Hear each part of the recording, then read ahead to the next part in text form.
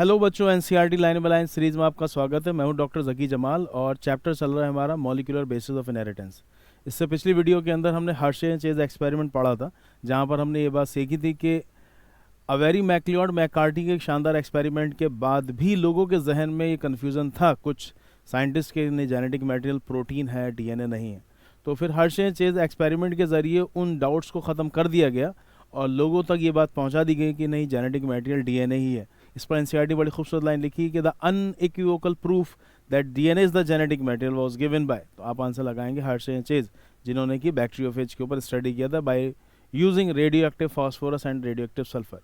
आज हम थोड़ी सी बात इसी डीएनए और आरएनए के बारे में करेंगे कि वैसे तो ये डीएनए आरएनए दोनों ही अपनी कॉपी बना लेते हैं, दोनों के अंदर ही रेप्लिकेट करने की कैपेबिलिटी है, लेकिन ज़्यादा बेहतर जेनेटिक मटेरियल डीएनए को माना जाता है। और इसलिए आप देख रहे हैं कि दुनिया में ज़्यादातर ऑर्गेनिजम्स ऐसे हैं कि उनका जेनेटिक मटेरियल डीएनए ही है। हालांकि कुछ वायरसेस केवल ऐसे हैं कि जिनका जेनेटिक मटेरियल आरएनए है, ज़्यादा लिविंग ऑर्गेनिज्म का जेनेटिक मटेरियल डीएनए है। इसकी क्या वजह? जेनेटिक मटेरियल डीएनए ज़्यादा लिविंग ऑर्गेनिज्म के अंदर है, उसकी सबसे बड़ी वजह ये है कि डीएनए के स्टेबल मॉलिक्यूल है, क्योंकि जो जेनेटिक मटेरियल होगा उसके अंदर स्टेबिलिटी होनी चाहिए। It should be stable chemically as well as structurally. दूसरी इंपॉर्टेंट बात यह कि हालांकि अगर कोई जेनेटिक मटेरियल है तो वो अपने आप को एक्सप्रेस करना जानता हो। It should be able to replicate itself, यानी to generate its replica. Replica मतलब अपनी कॉपी बना सकता है, और डीएनए से भी डीएनए बनता है और आरएनए से भी आरएनए बन जाता है। इसके अलावा तीसरी इंपॉर्टेंट बात यह कि जो जेनेटिक मटेरियल हो उसके अंदर ये स्कोप है, उसके अंदर ये गुंजाइश हो कि वो थोड़ा बहुत बदलाव को बर्दाश्त कर सके, यानी कि उसके अंदर थोड़े बहुत चेंजेस हो सकते हो। यही वजह है कि आप देखते हैं कि डीएनए और आरएनए दोनों में म्यूटेशन हो जाते हैं, क्योंकि थोड़े बहुत बदलाव अगर होंगे तभी इवोल्यूशन पॉसिबल है। तो एक इम्पॉर्टेंट बात ये, जो जेनेटिक मटेरियल होगा स्टेबल होगा chemically as well as structurally. It should be able to generate its replica, अपनी कॉपी बना सकता हो, और it should have scope to undergo some changes that are essential for the evolution, यानी कि उसके अंदर वेरिएशन, बदलाव आ सकते हो जो कि ऑफ कोर्स म्यूटेशन के ज़रिए ही आएंगे। तो फिलहाल बात हो रही थी डीएनए और आरएनए की। ज़्यादा बेहतर जेनेटिक मटेरियल डीएनए है आरएनए से। एनसीईआरटी में उसमें कई सारे पॉइंट्स को कवर किया गया है, जैसे कि बहुत बेसिक सी बात यह कि डीएनए के अंदर मौजूद होती है डीऑक्सीराइबोज शुगर और आरएनए के अंदर मौजूद होती है ribose sugar. Ribose sugar differs from deoxyribose sugar in having hydroxyl group at carbon number 2। Hydroxyl group एक फंक्शनल ग्रुप है जो कि कंपाउंड को बना देता है रिएक्टिव, हो जो रिएक्टिव होगा वो अनस्टेबल होगा। यही वजह है कि आरएनए कम स्टेबल है in comparison to the DNA. दूसरी इंपॉर्टेंट बात ये कि जैसे कि डीएनए के अंदर थायमीन होता है, आरएनए के अंदर यूरासिल होता है। यूरासिल भी कम स्टेबल है इन कंपैरिजन थायमीन, जिसकी वजह से आरएनए कम स्टेबल है और डीएनए ज़्यादा स्टेबल है। और तीसरी इंपॉर्टेंट बात ये, कुछ आरएनए मॉलिक्यूल ऐसे भी हैं जो कि कैटालिटिक एक्टिविटी शो करते हैं, एंजाइमेटिक एक्टिविटी शो करते हैं। अगर कोई कैटालिटिक होगा तो ऑफकोर्स रिएक्टिव होगा, तो वो फिर अनस्टेबल भी होगा। यही तमाम वजूहत हैं कि कुछ वायरसेस ऐसे हैं कि उनके अंदर क्योंकि जेनेटिक मटेरियल आरएनए है तो they mutate at a faster rate, और उनके अंदर आपको, जैसे कि जब आप आगे डीएनए रेप्लिकेशन पढ़ेंगे वहाँ पे ये बात भी सुनेंगे, डीएनए से जब डीएनए बनता है तब गड़बड़ियाँ हो जाती हैं, जब 10,000 बेस पेयर में कोई गड़बड़ जुड़ जाता है। लेकिन उसके बाद एक एंजाइम होता है डीएनए रेप्लिकेशन के अंदर मौजूद जो कि प्रूफ रीडिंग या रिपेयर करता है। आगे आप पढ़ेंगे उसके बारे में कि अगर कोई न्यूक्लियोटाइड गड़बड़ लग गया कि ए के सामने टी नहीं लगा और सी के सामने जी नहीं लगा, कोई दूसरा न्यूक्लियोटाइड लग गया, तो वो उस गड़बड़ी को सही करके दोबारा सही न्यूक्लियोटाइड लगा देता है। आरएनए में ऐसा कोई रिपेयरिंग सिस्टम नहीं, तो जो गड़बड़ी हो जाती है वो हो जाती है। इसी वजह से, क्योंकि इसके अंदर कोई रिपेयरिंग सिस्टम नहीं है, अनस्टेबल है, तो mutate at a faster rate, इसलिए जो आरएनए वायरसेस होते हैं उनका लाइफ स्पेन कम होता है। क्या ये बात याद रही? कुछ और बहुत शानदार से पॉइंट एनसीईआरटी ने कवर किए, जैसे कि डीएनए से आरएनए बनता है और आरएनए से प्रोटीन बनता है। डीएनए से डीएनए बन सकता है, आरएनए से आरएनए बन सकता है, लेकिन प्रोटीन से प्रोटीन नहीं बन सकता। इसी वजह से हम ये बात कह सकते हैं कि DNA and RNA can act as a hereditary material, लेकिन protein as a hereditary material नहीं एक्ट कर सकता। देखते हैं एनसीईआरटी में क्या बताया गया। Properties of genetic material DNA versus RNA. From the forgoing discussion, मतलब अभी जो हर्शे एंड चेज एक्सपेरिमेंट बात हो रही थी, it is clear that the debate between proteins versus DNA as the genetic material was unequivocally resolve, यानी बिना किसी डाउट के प्रूफ कर दिया गया कि डीएनए और प्रोटीन में से जेनेटिक मटेरियल क्या होगा। From Hershey and Chase experiment it became an established fact that it is DNA that acts as a genetic material, और ये बात अब वाज़ेह हो चुकी है कि डीएनए ही जेनेटिक मटेरियल है। However, it subsequently became clear, और बाद में फिर ये भी क्लियर हुआ that in some viruses RNA is the genetic material, के कुछ वायरसेस में आरएनए जेनेटिक मटेरियल होगा। जैसे for example tobacco mosaic virus हुआ, क्यूबी बैक्टीरियोफेज हुआ, इनके अंदर आरएनए मौजूद होता है। तो इसका मतलब ये हुआ कि अगर आपसे नीट एग्जाम में सवाल पूछा जाता है कि which one of the following can act as a genetic material, तो फिर आप both DNA and RNA answer लगाकर आएंगे। Answer to some of the question such as why DNA is a predominant genetic material, आपसे अगर पूछा जाता है कि क्यों डीएनए एक प्रीडोमिनेंट जेनेटिक मटेरियल है, whereas RNA perform dynamic function of messenger and adapter. RNA बहुत शानदार फंक्शन परफॉर्म करता है मैसेंजर का और एडेप्टर मॉलिक्यूल का। एडेप्टर जो दो चीज़ों को ज्वाइन करता है, यहाँ पर इनका इशारा टीआरएनए की तरफ, मैसेंजर से इनका इशारा एमआरएनए की तरफ। Has to be found from the differences between the chemical structure of the two nucleic acid molecule. तो वो इस लाइन से एक सवाल नया बना सकता है कि डीएनए ही क्यों प्रीडोमिनेंट जेनेटिक मटेरियल है। इस बात का जवाब ढूंढा जा सकता है from the differences between the chemical structure of the two nucleic acid molecules. Can you recall the two chemical differences between DNA and RNA. अभी तक जो आपने सुना है उसमें आप ये वाली बात बता सकते हैं कि आरएनए के अंदर मौजूद होती है राइबोज शुगर और डीएनए के अंदर मौजूद होती है डीऑक्सीराइबोज शुगर, और दूसरी बात ये कि आरएनए के अंदर होता है यूरेसिल और डीएनए के अंदर होता है थायमीन। ये दो चीज़ें तो आप पहले भी सुन चुके हैं। A molecule that can act as a genetic material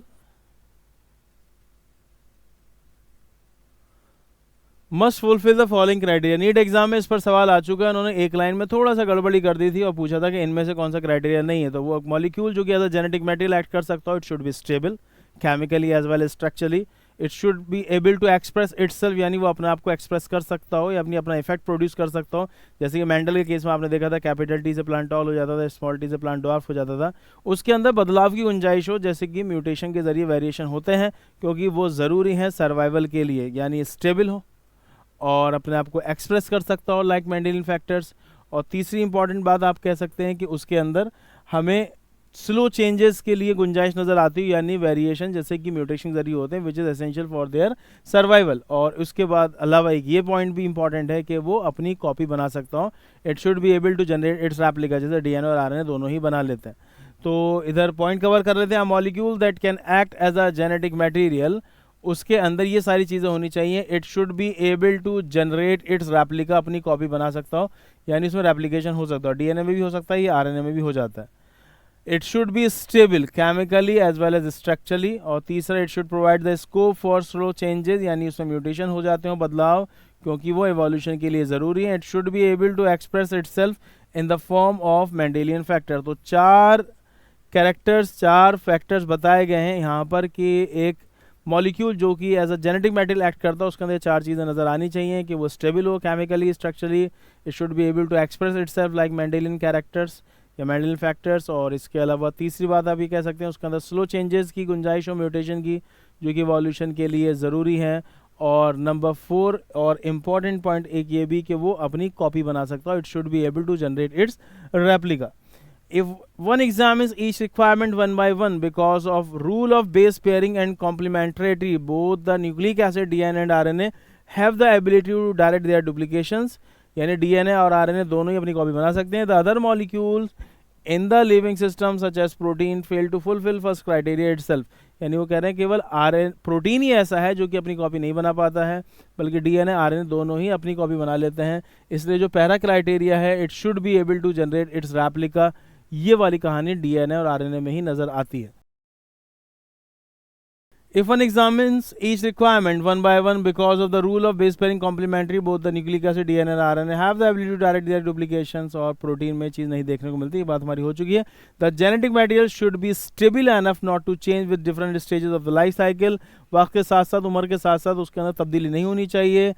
as के साथ विच चेंज द फिजियोलॉजी में चेंज होने के साथ of the organ. Stability as one of the properties of genetic material was very evident in Griffith transforming principle. एक बहुत शानदार सवाल नीट एग्जाम में आ चुका है कि stability as one of the properties of the genetic material was evident in, यही सवाल था, आपको आंसर लगाना था ग्रिफिथ ट्रांसफॉर्मिंग प्रिंसिपल या ग्रिफिथ एक्सपेरिमेंट। जैसे कि आपने देखा था कि जब उसने बैक्टीरिया को, एसिस्टेंट वाले बैक्टीरिया को स्लो हीट किया था, तो ऐसे केस में आपने देखा था कि वहाँ पर फिर कोई दिक्कत नहीं हुई थी।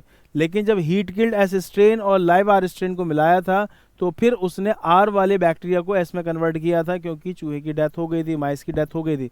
तो इसका मतलब ये हुआ कि अगर हम स्लो हीट करते हैं तो जो डीएनए मॉलिक्यूल हैं वो ख़राब नहीं होते हैं, क्योंकि वो आर को एस में कन्वर्ट करने में कैपेबल हैं।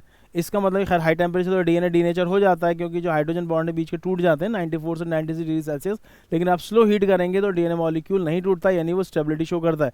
और किसी एक्सपेरिमेंट में इस तरीके की बात नहीं हुई है। तो अगर आपसे पूछा जाता है कि स्टेबिलिटी एक प्रॉपर्टी है जेनेटिक मटेरियल की, वो आपको नजर आती है एकदम साफ किसमें, तो आप बोलेंगे ट्रांसफॉर्मिंग प्रिंसिपल के अंदर, यानी कि डीएनए में itself. That heat which killed the bacteria at least did not destroy some of the properties of genetic material. यहाँ पर उनका इशारा वही है कि वो आर जो एस में कन्वर्ट हो गया था हीट किल्ड एस स्ट्रेन से भी। This is now can easily be explained in light of the DNA that the two strands being complementary if separated by heating come together when appropriate conditions are provided। अब यह है कि वहाँ पर जब आप पीसीआर पढ़ेंगे, पॉलीमरेज चेन रिएक्शन, वहाँ पर डीनेचुरेशन, एलिनिंग, इस तरह की बातें होंगी, जहाँ पर ये बात आपको समझ में आ जाएगी कि हाई टेम्परेचर डीएनए को अलग किया जाता है, फिर थोड़ा सा टेम्परेचर लो किया जाता है, तो फिर नया डीएनए मॉलिक्यूल, आरएनए मॉलिक्यूल वहाँ जोड़ दिया जाता है। Further, 2' hydroxyl group present at every nucleotide in RNA is a reactive group and makes RNA labile and easy degradable। RNA के अंदर क्योंकि राइबोज शुगर होती है, 2 नंबर कार्बन OH ग्रुप मौजूद है, ये फंक्शनल ग्रुप है, कंपाउंड को रिएक्टिव बनाता है। इस वजह से आरएनए जो है OH होने की वजह से लेबाइल भी है और इजीली डेग्रेडेबल भी है, नाजुक भी है और आसानी से टूट भी सकता है, खराब हो सकता है। RNA is also now known to be a catalytic hence reactive. RNA क्योंकि कैटालिटिक भी है, क्योंकि कुछ ऐसे एंजाइम मिले हैं जो कि आरएनए के बने हुए हैं, प्रोटीन के बने हुए नहीं है, इसका मतलब कि ये रिएक्टिव है। Therefore DNA chemically less reactive and structurally more stable. जो जितना कम रिएक्टिव होगा जैसे कि डीएनए, वो उतना ही ज़्यादा ऑफ कोर्स स्टेबल भी होगा when compared to RNA। Therefore among the two nucleic acids the DNA is the better genetic material। तो उन्होंने कहा क्योंकि स्टेबिलिटी ज़्यादा है, रिएक्टिविटी कम है, इसलिए डीएनए ज़्यादा बेहतर जेनेटिक मटेरियल है। In fact, the presence of thymine at the place of uracil also confirms additional stability to DNA। Thymine मौजूद है यूरेसिल की जगह, ये भी एक एडिशनल स्टेबिलिटी प्रोवाइड करता है डीएनए को। यूरेसिल ज़्यादा रिएक्टिव है in comparison to the thymine. Detailed discussion about this requires understanding of the process of repair in DNA. You will study this process in the higher classes. बस एक इशारतन बात कह दी गई है, बस याद कर लीजिए इस पॉइंट को कि थाइमीन ज़्यादा stable in comparison to uracil. Thymine जो कि डीएनए मौजूद होता है, यूरेसिल जो आरएनए मौजूद होता है। Both DNA RNA are able to mutate. DNA RNA दोनों म्यूटेशन हो सकता है। In fact RNA being unstable mutate at a faster rate. क्योंकि आरएनए अनस्टेबल होता है इसलिए उसके अंदर म्यूटेशन ज़्यादा स्पीड से होता है।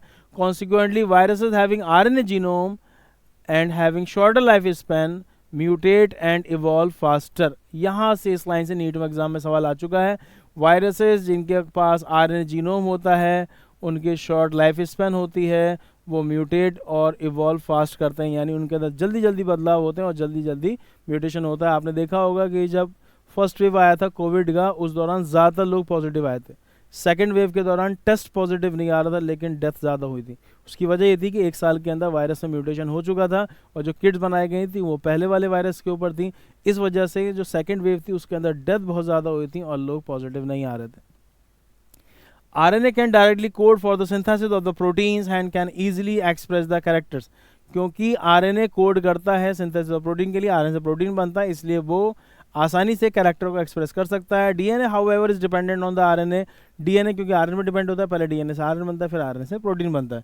For protein the protein synthesising machinery has evolve around RNA. तो हम ये कह सकते हैं कि the protein synthesising machinery has evolve around RNA. NCERT की लाइन आप इसे ध्यान में रखेंगे।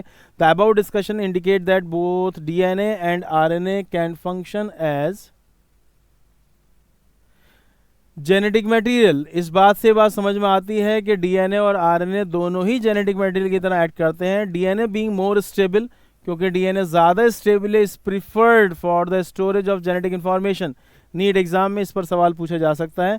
क्योंकि डीएनए ज़्यादा स्टेबल है, is preferred for the storage of genetic information. For the transmission of genetic information RNA is better. For the transmission of genetic information RNA is better, क्योंकि आपकी बॉडी के अंदर जो भी कैरेक्टर डेवलप होते हैं वो प्रोटीन्स की वजह से होते हैं। प्रोटीन बनता है आरएनए से, तो for the transmission of genetic information RNA is better, but for the storage of genetic information DNA is better. For the storage of genetic information DNA is better, क्योंकि डीएनए ज़्यादा stable है। For the transmission of genetic information RNA is better, क्योंकि protein synthesising machinery RNA के आसपास घूमती हुई नजर आती हैं, क्योंकि डीएनए से बनता है पहले आरएनए और फिर आरएनए से बनता है प्रोटीन। आई होप कि आपको NCERT line by line series समझ में आ रही होगी। जल्द ही आपसे अगली वीडियो से में मिलते हैं, तब तक के लिए बेस्ट ऑफ लक, खुदा हाफिज़।